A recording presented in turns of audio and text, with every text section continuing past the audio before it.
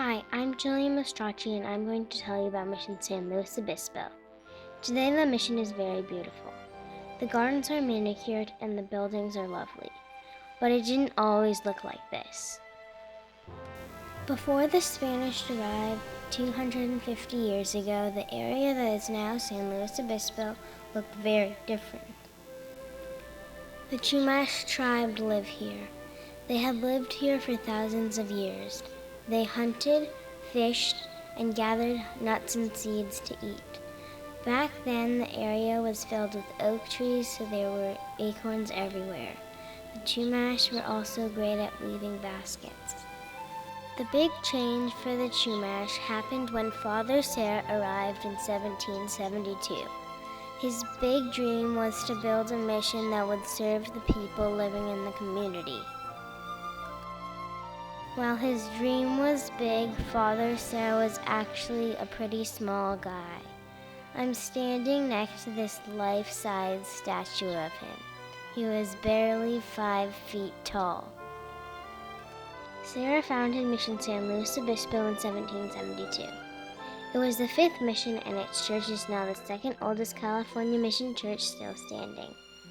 Why did Father Serra decide to build the mission in this place? At that time, the 4 missions founded before San Luis Obispo were facing starvation. Serra remembered a place called La Canada de los Osos, which means Valley of the Bears. It was a valley that was filled with grizzly bears. He sent a hunting expedition there to bring back food in the summer of 1772. They brought back over 25 mule loads of dried bear meat. Because they got so much bear meat from there, Father Serra decided that La Canada de los Osos would be a great place for the 5th mission.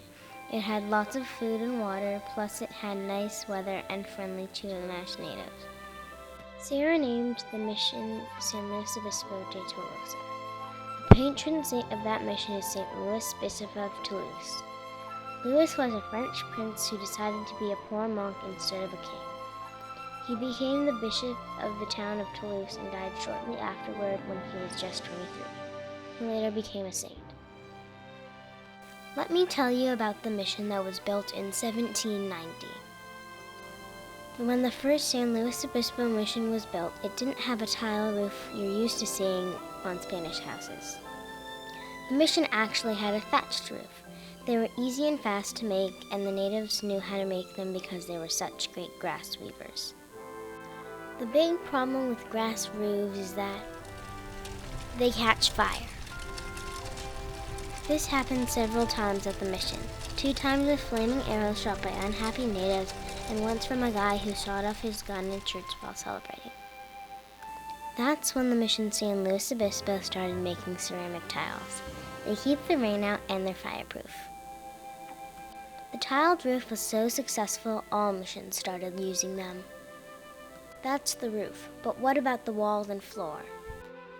There wasn't gold in San Luis Obispo, but there was a lot of cinnabar. Cinnabar is a rock that's a beautiful shade of red. The natives used cinnabar in paint they put on their faces. Europeans used it to make bright red paint used in many paintings. The mission mixed cinnabar with sand to make the beautiful red floor of the church. Unfortunately, cinnabar contains mercury, which is poisonous to people. The walls were originally made out of adobe bricks. Adobe bricks are made out of clay mixed with water, straw, or dung. Adobe bricks are cheap, strong, and can repel water, but only if you regularly put a finish on them. If you don't put a finish on them, adobe will dissolve because it's basically dried mud. Adobe also does not do well in earthquakes. Unfortunately, Mission San Luis Obispo is in California, which has a lot of earthquakes. These are the original mission bells. They're not up in the bell tower because they started to crack. Many things in the mission have been replaced over the time, like the mission bells. The church beams are originals, but the security camera is obviously new. After 1821, the Mexican government took over California from the Spanish. They took the mission and kicked out of California all Spaniards less than 60 years old.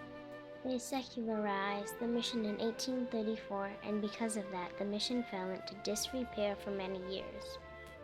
Since all buildings need to be spruced up from time to time, the church tried to fix up the mission in 1872 on the mission's 100th birthday. They tried to make the church look like a New England church.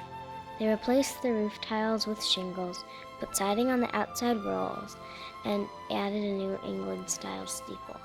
This was not a great look for the church, but there was another more important problem. They did not install the roof shingles or the wall siding correctly. Because of that, the adobe walls inside the siding got wet when it rained, and this is the perfect home for thousands of rats. To fight this rat problem, the mission made a special cat door in the big mission doors.